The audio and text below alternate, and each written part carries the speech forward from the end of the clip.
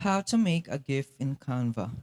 In this tutorial, I'm going to show you how you can easily create animated GIFs using Canva's user-friendly tools. So to get started, open Canva in your web browser and log into your account.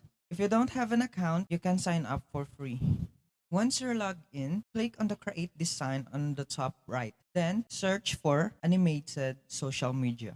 Now let's design your GIF. You can add elements such as text, images, or graphics from the left sidebar. Click on Elements to explore various shapes and icons. Drag and drop them into your canvas. Use the text tool to add any text you want to include.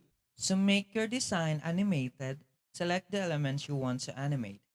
Then click on the Animate button on the top menu.